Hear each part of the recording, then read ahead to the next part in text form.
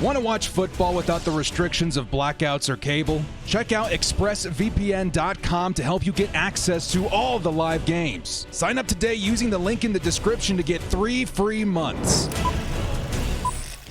Kia ora, brothers. It's the director. Chargers fans, I actually wasn't sure I was going to be able to get this video out today. Lots of stuff to do, but I couldn't go throughout the rest of the day without doing something talking about free agency as it officially kicks off tomorrow. Now, officially, contracts can't be signed until Wednesday, but tomorrow, I think it's at like 9 a.m. Pacific, the tampering period begins, which means we're going to see a lot of talks between all the players and pretty much finalizing deals before they do sign it on Wednesday. So officially, tomorrow is when we should start seeing news of who's coming to the Chargers via free agency. And I'm not going to lie, this is one of my favorite times of year, especially with a team like the Chargers that, you know, all signs are pointing to they're going all in. And I guess, again, specifically why I wanted to put this video out there was because of the signing of Khalil Mack, the trading of Khalil Mack. This is pretty huge, and this will shift what the Chargers are going to do in free agency. It could also shift what the Chargers are doing in terms of money.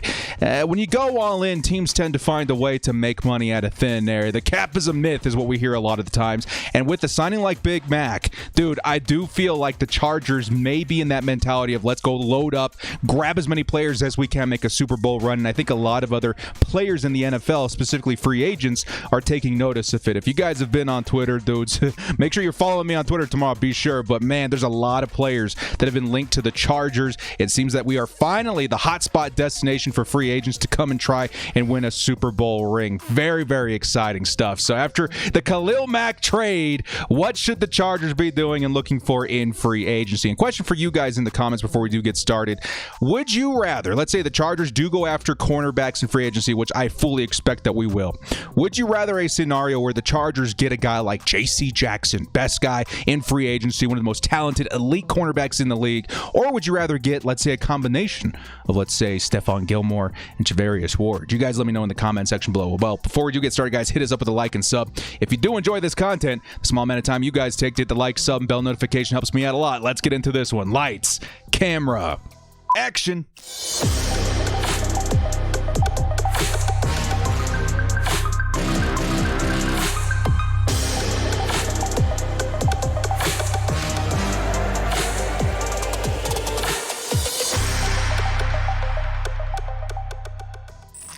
Last call, my top free agents the Chargers should target in 2022 for the free agency. Dude, it's going to be good, man. We got 25 players on this list. I wouldn't say they're in any particular order, but I do think some of my favorite players are near the top of the list. So we're going to start off here, 25 players. We're going to get right into it. Calais Campbell is going to start this list off. I still think Calais Campbell's got something left in him, and I think in terms of what the Chargers are doing right now, vets that still got something left in the tank are absolutely on the table for the Chargers. We are looking for different difference makers right now. And as far as what Calais Campbell's offers, man, elite run stopping. He can still get to the quarterback. The dude is old as dirt, around since, you know, the pyramids were being built, but at the same time, he has still got it. So Calais Campbell, in my opinion, you can line him up inside as an interior pass rusher, a run defender. He would be absolutely fantastic, and he is on my radar for the Chargers. Next up, we've got James Conner, who had an absolutely stellar bounce back season after being signed on by the Arizona Cardinals. I think this would be a solid move for the Chargers, but in terms of money spent, right, the Chargers did allocate a lot of money to that Khalil Mack trade. Maybe the Chargers elect to grab a backup running back in the draft or somebody that's a little bit cheaper. Still, if the Chargers do have this all-in mentality, they can make the money and go grab themselves an RB2, which has been a very high priority for them since last season. Speaking of RB2, we do have Rashaad Penny on this list as well. Penny might be one of my favorite moves as far as running back right now, just because of his size and what he would offer in complementing an Austin Eckler. Eckler is really great on the outside in receiving. Rashaad Penny, finally, that, you know, in between the tackle kind of runner, and that's exactly what the Chargers need. His size, his strength, his speed, and honestly, he shouldn't cost too much. So Penny definitely on my radar. Here at number 22, we got Jaren Kearse. We talked about this guy, I would say, a couple of months ago. Jaren Kearse, dude, he's another safety. I would say more of a box safety, right? And the Chargers already have a box safety in Derwin James. Why are we doing this? Well, it's because I think, Brandon Staley came out and said that you can never have too many DBs on the field, right? It feels like the scheme that he's trying to introduce, or at least, partially in 2022, is introducing more DBs. And this is why there are rumors that Kassim White may not be returning. The Chargers just may not value middle linebacker the way that they used to. Kearse would offer flexibility for the Chargers in terms of defense, what you can do with Derwin James. You can line up, Kearse in the box. You can vice versa, put him up top and have Derwin James in the box. Either way, just adding that kind of versatility, adding more DBs on the field with size, strength, and the ability to be versatile, a little bit closer to the line of scrimmage. I think Kearse would be a slam dunk for the Chargers. Shouldn't cost that much either. Next up, we've got another safety in Tyron Matthews. Chargers, I would say, have been pretty reasonably linked to Tyron Matthews since the Pro Bowl because of Derwin James and the rest of the Chargers yucking it up with Honey Badger on the sideline. And Tyron Matthews been throwing all sorts of shade at the Chiefs the last couple of weeks on Twitter. It seems like his time there is done. And honestly, I can't say I would be upset about a Tyron Matthews signing, especially if it came, more with a veteran contract, less money, more prove it. Let's go grab, a ring. Tyron Matthews, you throw him in there with Nasir Adderley, which I wouldn't say Nasir Adderley sees a huge hit to his snaps. Maybe more snaps in the slot for him where he actually did perform pretty well. Tyron Matthews and Derwin James, in that same secondary. Maybe, if you do add another cornerback or two to this roster as well, the Chargers would be setting themselves up for some big, big plays in the secondary. So I'm not going to rule out a Tyron Matthews to the Chargers signing. I think he would add a lot of playmaking ability to that secondary. Next up, speaking of ex-Chiefs DBs, we have got Javarius Ward. We did talk about Ward a little bit last week. He did have some connections to the Chargers. Lots of beat writers and stuff like that saying the Chargers are heavily looking, at Javarius Ward. And I do think that can be the case with pretty much every DB in free agency this season.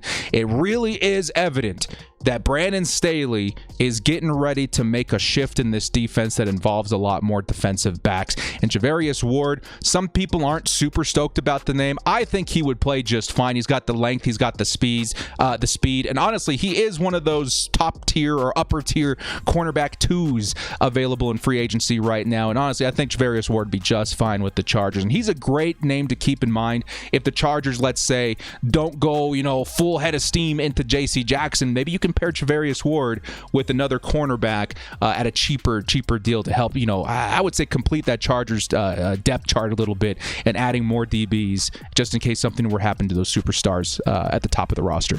Next up, Desmond King. I really struggled whether or not to put Desmond King on this list because not very often do you see a team trade away a player. There might be some grievances. There might be some hurt feelings. Rarely do you see them come back to that team after that, right? I do think Desmond King makes a lot of sense for what the Chargers want to do, though. Of course, we're hearing a lot of talk about Asante Samuel Jr. moving to the slot this season. That could certainly be the case, but I did see Asante as being, developing into a very nice outside corner for the Chargers. If the Chargers can bring a guy in like Desmond King, who, let's be honest, would not cost that much to man the slot, I think, you can keep Asante Samuel Jr. on the outside and add yourself some nice depth to that roster. Desmond King, I still think, is one of the better slot cornerbacks in the league. Next up at number 18, we've got Will Fuller, Will Fuller, the speedster wide receiver. Let me be clear on this. I think this is the only speedster wide receiver on this list for me. The Chargers just recently tenured Jalen Guyton as their speedster on the roster. I still think the Chargers do need to make a move for a speed wide receiver, but at the same time, with the kind of contract that Will Fuller would have, it wouldn't be too expensive. I think the Chargers would be best suited at finding this answer in the draft. Of course, you guys are watching the combine. We're all over Twitter with that. There are some very, very fast playmakers in the draft that you can find in rounds 2 to 5, pretty much. And of course, the guy that I have my eye on that I hope slips into round 3 is Calvin Austin, right? I do think players like that will be available to the Chargers in day 2 and day 3. So maybe you can find that answer in the draft. But if not, if you really want to grab that speedster, Will Fuller is as good as it gets in this draft or in this free agency class. Next up, at number 17, we got Trent Brown. Now, Trent Brown, to me, the Chargers are going to have to address right tackle very, very soon.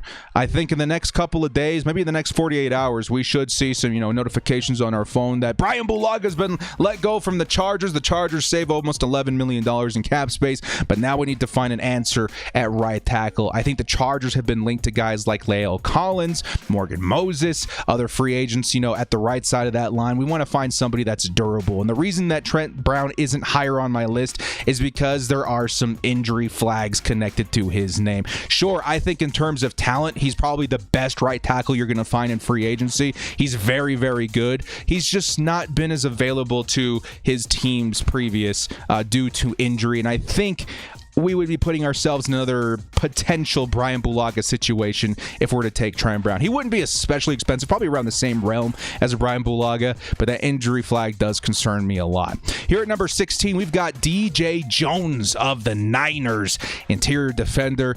The next couple of guys you're going to see here do carry very similar traits. I think DJ Jones, more of a nose tackle. He would be very, very nice in the middle of that line. And this is one of those guys that you're going to be targeting if, let's say, a Sebastian Joseph Day or another guy, maybe even, a Jordan Davis seems to be less likely to you at 17. DJ Jones would be a fine addition because the Chargers' number one priority in entering this offseason was fixing that run defense. And DJ Jones absolutely fits the bill. This is certainly one that I think the Chargers should heavily consider as tomorrow comes and opens the free agency tampering period, because my goodness, dudes, the Chargers, as we were saying, the Chargers are not done.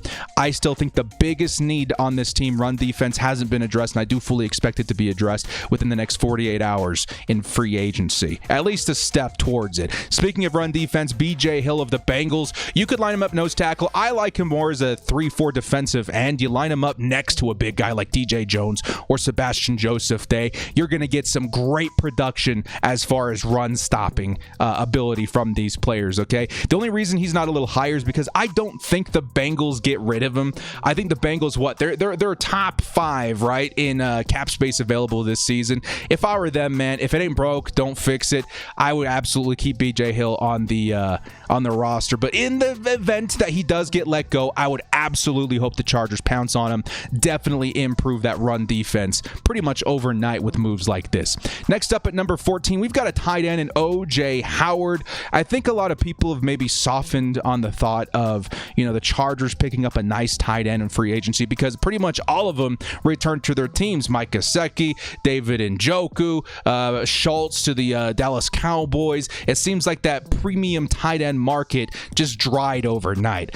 But I would argue there's still a couple of names that the Chargers need to consider. Now, at this moment, I think the Chargers are looking towards the draft to maybe address this position. But if you're looking for some cheap options, Oday Howard, who has really never lived up to his potential, in my opinion, because he was just buried on that depth chart, to me would be a fine add to this team. If anything, an experimental add. I would, 1A, 1B with him and Donald Parham. Who knows? Maybe he finally meets that potential on a 1-year, very cheap contract to come play for the Chargers. I think this would be a fine ad that wouldn't, cost too much money against the cap.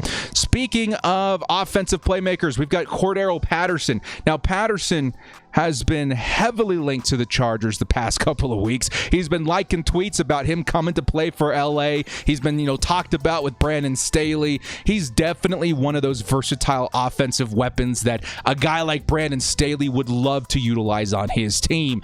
He's a chess piece. You move him in at wide receiver, running back, kick returner, in the slot, you name it, this man can do it. And so I can definitely see the lure there. But again, this would be a move where the Chargers are just like, running back 2 is a huge need, much bigger than anybody ever expected. Let's go get this guy. In my opinion, with how the Chargers are trending right now, it really does feel like most of those resources are going to be put towards the defense. And if that's the case, Cordarrelle Patterson, as awesome as he would be, I would more opt towards like a Darrell Williams, the ex-Kansas City Chief power back that would come at maybe a $2 million contract this season instead of a Cordarrelle Patterson who would likely be closer to $5 or $6 million. But still, I think the Chargers like him a lot, and I wouldn't be surprised if they go after him. Next up, another tight end on this list is Rob Gronkowski. Nobody really knows what's going on with Gronk right now. Is he going to play? Is he going to retire again? Is he going to try and follow Tom Brady to Los Angeles while he's filming his movie? Who knows? But there is a team in Los Angeles that if he does want to play in the meantime, he would certainly fit on the roster, and that is the Los Angeles Chargers. I guess the Rams might be able to pick him up too, but I don't think they have an immediate need there. I think Rob Gronkowski on a cheaper deal, some are saying $7 million. I think it could be less. I could think it could be, maybe south of like $5 million for one season. He would be a very nice add. Honestly, very similar to what the Chargers did with Jared Cook, but I see a lot higher ceiling with Rob Gronkowski being added to this roster in terms of what Justin Herbert has available in playmakers. So Rob Gronkowski, to me, he's an option. I think the Chargers would be wise to at least look at the tight end position in free agency, but if they walk away with no tight end and a lot of defensive players, I would still be happy. We have to look at that tight end position, though, in the draft. Next up, we got Kassim White. Now, this one hurts me a lot because I was really hoping that Kassim White would return to the Chargers this season. I thought, to me, when things first started, kicking off in terms of like, what are the Chargers going to do this offseason? What should they do? What are the talks and the rumors? I felt like Kassim White was a no-brainer. But since then, Brandon Staley has really started to hint towards, less linebackers in the fields, more DBs. And the Chargers last season just weren't very deep at DB, and they were very deep at middle linebacker. I think the Chargers with Drew Tranquil and even Kenneth Murray would be fine. It really does hurt me that Kassim White more than likely doesn't return, but at the same time, I understand it. Still, if the Chargers are going to bring anybody back, Kassim White makes a lot of sense to me because he's not just a linebacker. He's a coverage linebacker, an ex-safety, and he would still fit what you're trying to do. But again, I understand Brandon Staley. I understand what he's trying to do. I'm going to trust in that system. Next up is Laken Tomlinson, the guard for the San Francisco 49ers. Now, here's an instance where the Chargers decide, hey, Oday Aboushi was great, but we want an upgrade. We want a guy that really solidifies that guard position for the Bolts. I wouldn't be opposed to this at all. Sure, he's going to be a little bit pricier. He's one of those guys that a lot of teams are going to be looking at right now. But in terms of you really want to make sure that offensive line is ready and set for the 2022 season, Laken Tomlinson is almost as good as it gets. Outside of Brandon Sheriff, who didn't make this list because I think he's going to price us out, I think Laken Tomlinson is definitely one of those guys you can go after. But in my opinion, at number 9 here, I think the Chargers would be very wise just to bring back Oday Aboushi. I think Aboushi, you can get him back on the roster for less than $2 million, right? We know what he offers. We know he was consistent. We know he worked with this team and he played to his ceiling as far or closer to his ceiling than other people might have suspected. But I think he's a very low-cost option. The one red flag you've got is his health. Of course, he did not play the full season last year. And in that being the case, I think the Chargers have a solid backup in Brendan Hymus. I think at this point, Hymus has had enough exposure to the team where if something were to happen, I wouldn't mind seeing him step up into that role. So for me, very cost-effective move right here, one that frees up more money for the defense and allows the Chargers to bring back a player that we know works in the system.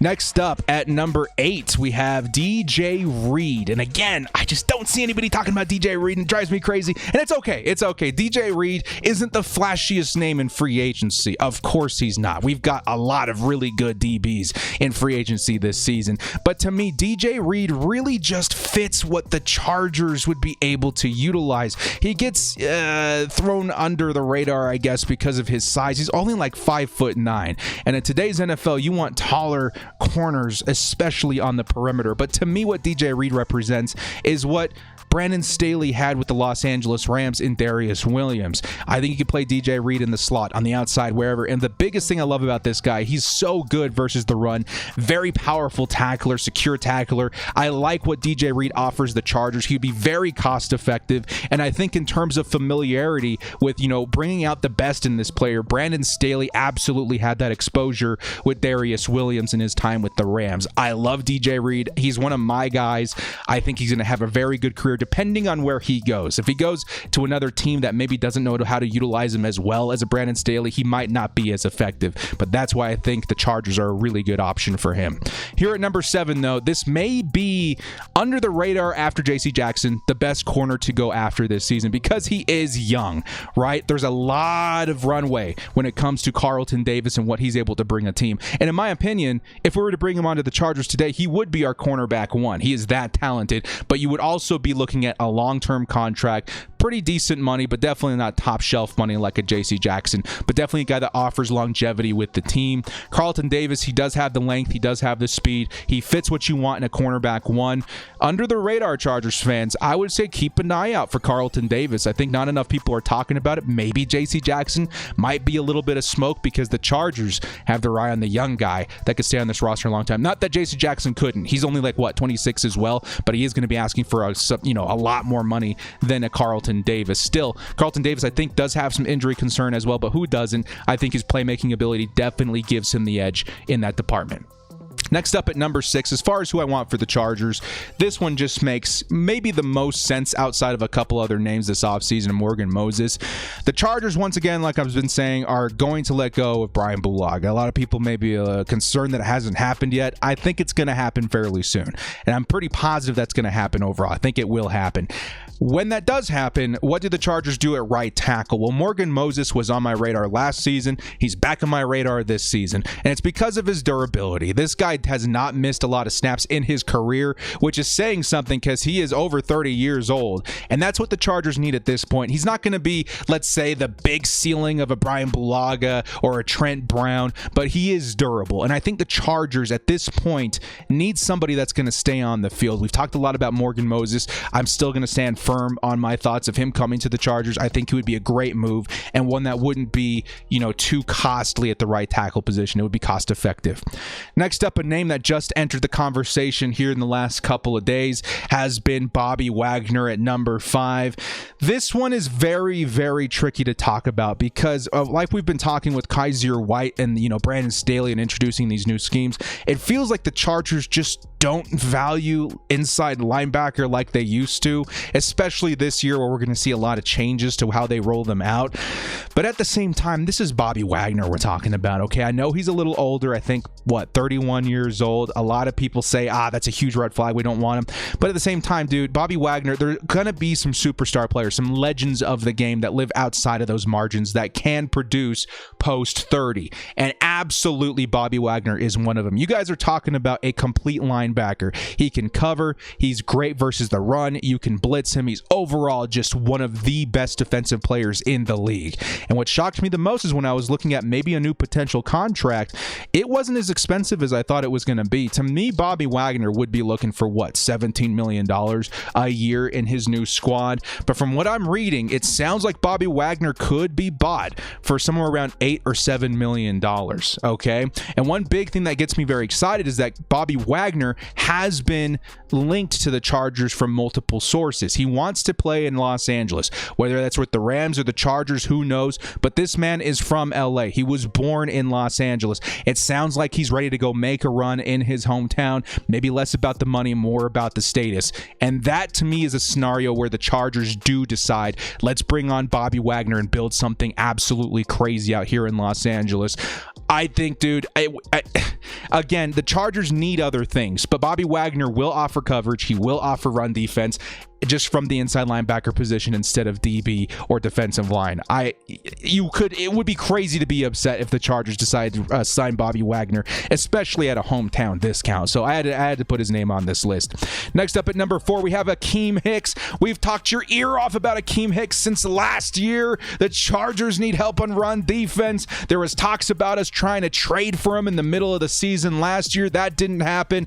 I think as far as players that have been connected to the Chargers, Akeem Hicks is one of the most likely to happen. He's going to offer a lot of what we talked about with, let's say, Calais Campbell, but he is younger. I think he's got more time, more gas left in the tank, and Akeem Hicks, man, is exactly the kind of guy you want to bring in. I do have to stress, though, because some people, in terms of bringing on Akeem Hicks, feel like he would be a great nose tackle, which he can play that. He could play nose tackle. He's a big, big guy. Me, personally, I want Akeem Hicks as an interior 3-4 interior defensive lineman. He would be great versus the run. He offers a lot in pass rush as well. You line him up with his ex-teammate now and Khalil Mack. I think it makes a lot of sense in terms of what I think is likely. I think Akeem Hicks definitely fits the bill, and I think he could be a Los Angeles Charger come Wednesday. Next up at number 3, we have Stephan Gilmore. Stephan Gilmore, guys, he's being overshadowed because of JC Jackson. I mean, rightfully so. J.C. Jackson is an elite tier cornerback. Anyone who gets him is going to be very lucky to have him on the squad. However, Stephan Gilmore, traded in the middle of the season to the Carolina Panthers last season, he was just so good in his time on the field. It really does feel like, again, Chargers have been bitten over and over and over again from players over 30. There's going to be exceptions to that rule. I think Stephan Gilmore, Bobby Wagner, Akeem Hicks, some of these really not durable, but like these really talented players, I think can live forward after the age of 30. I think they still have a lot to offer. And to me, Stephan Gilmore, he's not going to be as expensive as other free agents. He's a couple years removed from being Defensive Player of the Year. I think this is definitely worth the risk for the Chargers. They want to introduce maybe a little bit more man coverage. Stephan Gilmore is the dude for you. The only thing that stresses me a little bit about maybe adding Stephan Gilmore is his ability to keep up with receivers like Tyreek Hill. I don't think he possesses that kind of speed, but maybe you don't ask him to. Maybe you ask more of a guy like Asante Samuel Jr. to take on that role with Stephan Gilmore, guarding the perimeter. I don't know. I really like Stephan Gilmore. I think he's a solid option for the Chargers. We have been linked to him and J.C. Jackson. I wouldn't be surprised if the Chargers decide, let's grab Stephan Gilmore and let's say DJ Reed or Javarius Ward instead of J.C. Jackson. That also makes sense. J.C. Jackson I still think is a great option, but Stephan Gilmore I think has a lot more to offer even after the age of 30. And then finally at number 2, we've got Sebastian Joseph Day. I think Joseph Day to me is still like the top guy I hope the Chargers add right away, because let's face it, that problem of run defense still exists. Even with Khalil Mack entering the fold, he is great versus the run. Something nobody's talking about. Khalil Mack, dude, his grades versus the run is very good, so he already helps our run defense, but we still need to address the middle of that line. I think, again, the best option I can see on the table is Sebastian Joseph Day. Played with Brandon Staley, has the size, eats up space. He's everything you want in a bag of chips, and he's not going to cost too much. So I really love Sebastian Joseph Day. He's definitely that top tier guy. I hope, the first thing I hope we hear on Monday morning is that Sebastian Joseph Day and the Chargers have agreed to terms, because then all of a sudden that frees up so much of what you can do for the rest of free agency as well as the draft. And then finally at number 1, we have J.C. Jackson. We've been alluding his name. We've been talking about him throughout the whole video because in my eyes, he is maybe a top 3 player in free agency this season. The best DB by far. You can bundle in the safeties with that as well. He is the best player in the backfield that you can possibly, or in the defensive back that you can possibly find, and he just possesses the talent to really elevate any defense that he goes to. The one red flag we've got with JC, in my opinion, because the character issues and stuff like that, whatever, it was a long time ago. I think the Chargers are willing to look past stuff like that. I really do think it's the price. JC Jackson wants Jalen Ramsey money. Yikes. That really is the one thing where I'm like, hold on a second. That is a lot of money. The only thing that I think that Brandon Staley is thinking, though, is that he wants the best DBs he can get his hands on. And if J.C. Jackson is that guy, I do stand by it, though, even with the money. Because let's face it, guys, the Chargers are now in a situation where we're going all in. That Khalil Mack trade was just pure evidence that this is the time the Chargers are going to take full advantage of that rookie contract with Justin Herbert, and we are adding some playmakers. J.C. Jackson would be, again, another ultimate testament to that. And the Chargers, let's say we do get J.C. Jackson. Oh my God, are we going to be able to afford Joseph Day and maybe even Stephan Gilmore? The Chargers were linked to both of them. We would be able to get Akeem Hicks and, maybe a tight end and a right tackle. I think we still would be able to, because you got to take a look at the Chargers players' contracts. J.C., first and foremost, they're going to structure that contract where it's very friendly this year, and it would probably be, again, backloaded to a later season where we do have more money. The cap is still going up, guys. Reminder, the cap in the next couple seasons, probably $220 million. It's still going up. But on top of that, the Chargers do have a good number of players that they can restructure contracts for, including Khalil Mack. I don't think Khalil Mack's got any guaranteed money as far as with the Chargers. I do know he has it with the Bears, but not with the Chargers. The Chargers could move a lot of money in guarantees for Khalil Mack, and he would love that. I know Khalil Mack would absolutely be ecstatic for that. They could move money off of Joey Bosa. They could additionally move money with J.C. Jackson. If they want these guys, if they are going all in, they could do it. And a team that adds, Khalil Mack, J.C. Jackson, Sebastian Joseph Day, Akeem Hicks, Morgan Moses, and maybe a guy like Bobby Wagner, all of a sudden you are looking at, like, without a doubt, a top 5 defense in the league with who already had a top 5 offense in the league that is making a run for the Super Bowl. So bottom line here is I'm all about bringing J.C. Jackson in. Would I do it? I would probably opt for more Stephan Gilmore and DJ Reed kind of route, but this would be a statement, and it would be hard to deny that this is what the Chargers are doing. We're going all in, and I 100% support that. So you guys let me know in the comment section below. I didn't name all the free agents in this video. Obviously, there's just way too many, but these are the guys I'm going to have my eye on tomorrow, okay? 9 a.m. Pacific. Get your phones out, man. Be ready, because it's going to get really crazy. The Chargers, we know, are going to be very aggressive in free agency. We know they're willing to go all in. We know they're willing to make money, to make trades. It's not over yet, Bull fam. It's about to get hot, okay? So make sure you guys are ready. I'll be on Twitter all day tomorrow. Likely another video kind of going over some of the signings if we do sign anybody big tomorrow, which I think we will, and it's just going to be a lot of fun, man. I'm very excited. I don't know about you guys. Free agency, one of my favorite times of year, and I cover the crap out of it because I think the options are just infinite of what you can do, and so far the Chargers have been showing signs of doing a lot more than they normally do, which makes it even more exciting. Well, guys, if you did enjoy this video, hit us up with a like and sub on your way out. This has been the Director. Good luck to the Chargers tomorrow, man. It's going to be really exciting to see what they decide to do. As always, guys, bolt up and stay frosty. Oh, man, dude.